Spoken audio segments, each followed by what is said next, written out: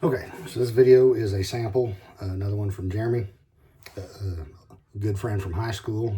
He actually owns the dental office where my wife works. So I was pretty excited to find out he was into bourbon like me. So we trade bottles every now and then. He's actually a member of that bourbon dude, but I don't think he's quite as active as some of us are. But anyway, this is a sample of Bombergers. This is getting old sucks. Bombergers. So it's 108 proof. This is the 2024 release. So Bombergers is a Michter's product, which I didn't realize that until fairly recently. Michter's, they make Bombergers and Shanks, which is some of their higher end products, which, not that Michter's is cheap. Michter's does make some good shelf products. I had a bottle that was gifted to me by one of the guys in the Bourbon Dude group. God, I cannot talk tonight. Anyway, so I had a bottle of that. It was their, I think their small batch, which is readily available on those shelves. It's one that I always see, and I think, oh, I'll get it, but then I get in the store and get to looking at other stuff, and I wind up bypassing it. And he sent me a bottle, and I was very grateful because it was very good. And they're not greatly expensive. The regular shelfers are actually fairly well priced. Wow, that has got a nose on it. That is just oaky caramel vanilla. It kind of just reaches up there and punches you.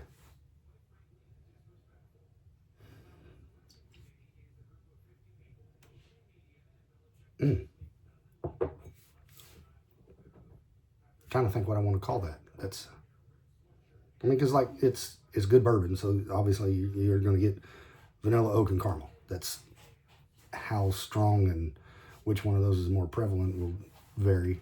I mean, at least for me.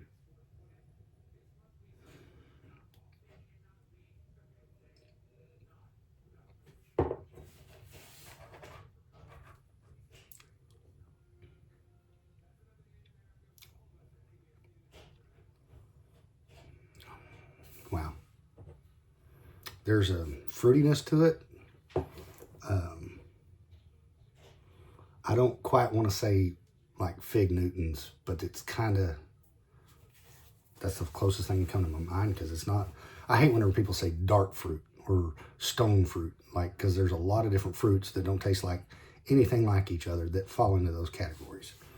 But sometimes that's like all I can think of. So, boy, it's got a finish on it too.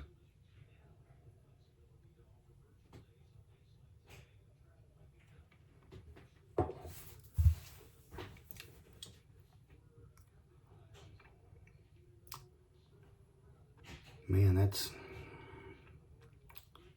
it's almost, there's a very subtle rye spice. It's not overpowering. It's just there. Man, it's like fall in a glass, really. I mean, I could drink it year round. That don't matter to me, but that's kind of what I think of whenever I taste it. It's not,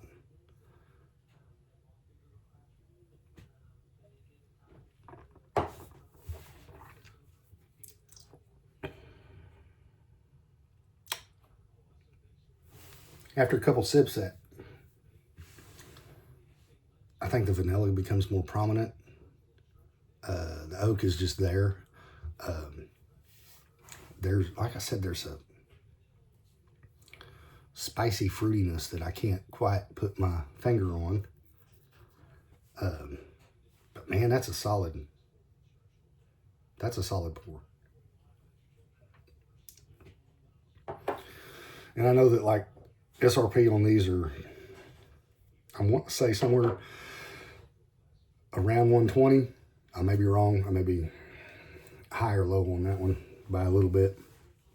And I am notoriously critical of bourbon being overpriced. That one will make me reconsidering my thoughts on that. That's wow, that's a good one.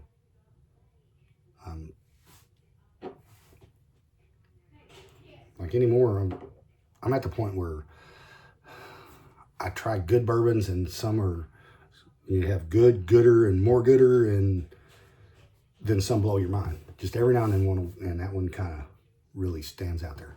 Even at only 108 proof, that's a good one. So, yeah, glad I got to try that one.